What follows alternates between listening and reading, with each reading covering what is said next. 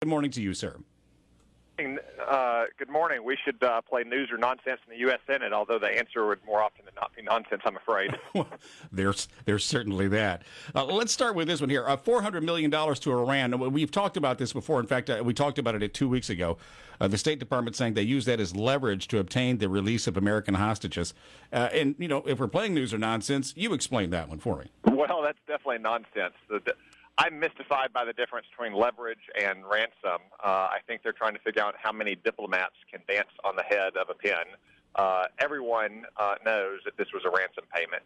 It doesn't matter what the president says. It matters what the ayatollahs and gangsters and terrorists all around the world hear.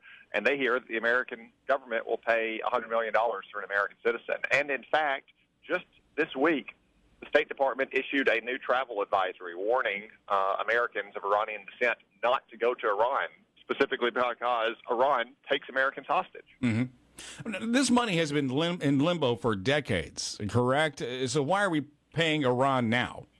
Exactly. This money has been in dispute going back to 1979, and somehow, magically, there was a coincidental resolution of that 36-year-old dispute the same weekend that 4 hostages were released and that the nuclear deal was implemented.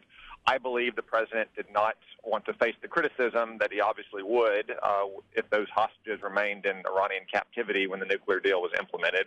But this is not the Ayatollah's money. This was given to the United States by a friendly government, not by terror-sponsoring Ayatollahs. Mm-hmm.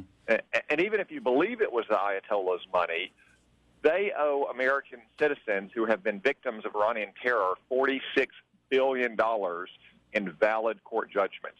So we should have given that $400 million to those American victims of Iranian terrorism, not to the Ayatollahs so they can fund more terrorism. And as I understand, there's still more money in the bank, right?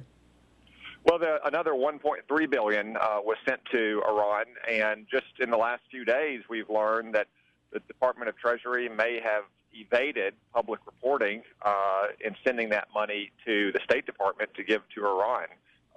So there's many more questions to be resolved related to this ransom payment to Iran.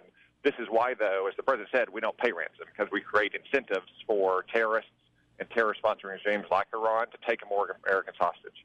Senator Tom Cotton, you've been traveling around the state. Where have you been and what have you learned? A lot of what I've done this month as I've traveled the state is talk to law enforcement.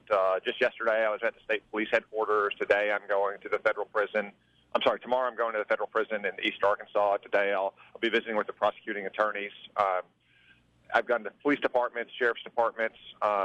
First, just to express my appreciation as a father and a husband, but also as a senator who represents 3 million Arkansans for all the work they do to keep us safe, to protect our communities, and to put their lives on the line.